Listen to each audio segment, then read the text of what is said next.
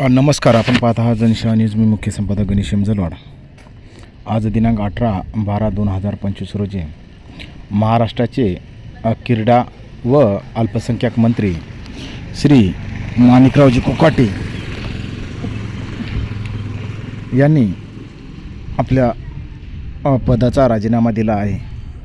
राजीनामा देण्यामध्ये नेमकं कारण EWS सदनिका घोटाळा, जेणेकरून 1995मध्ये त्यांनी आपल्या भावाच्या माध्यमातून म्हणा किंवा त्यांनी जे बनावट कागदपत्रे हे 2 प्लॉट घेण्यासाठी वापरण्यात आले होते. त्यामुळे त्यांनी शासनाची फसवेगिरी करून हे प्लॉट घेतले असे फिर्यादीदारानं न्यायालयामध्ये त्यांच्या विरोधात दाखल केली होती.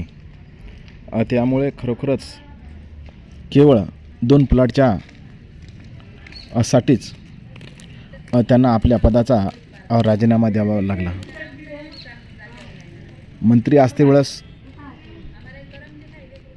असे जे कर्तव्य किंवा चुकीचं काम जो कोणता मंत्री करत असेल किंवा सरकारी कर्मचारी जरी करत असेल, खरंच संविधानाने त्यांच्यावर कारवाईसाठी आणि कारवाई होणार अशी संविधानामध्येही न्याय देण्याची क्षमता आहे. त्यामुळे खरोखरच माणिकराव कोकाटे यांचे राजकारणातलं अस्तित्व संपलेलं आहे असं समजण्यास काही हरकत नाही. कारण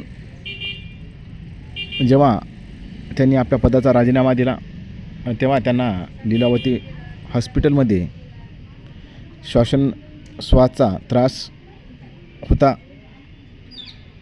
आणि त्यांची तब्येत खालावली गेली होती. त्यामुळे त्यांना हॉस्पिटलमध्ये ही आपल्या तब्येतीशी संघर्ष करावा लागला. परंतु खरोखरच मंत्री जेव्हा आपल्या पदावर असतो तेव्हा असे छोटे छोटे जे भ्रष्टाचाराचे कार्य करणं हे शोभनाशी झाले आहे. जेणेकरून इतरही जे महाराष्ट्राचे मंत्री असेल किंवा देशाचे मंत्री असेल यांनीही अशा प्रकारे जर घोटाळा जर करत असेल तर त्यांच्या अस्तित्वाला खरोखरच धोका निर्माण होईल. त्यामुळे असे हे कोणी करू नये.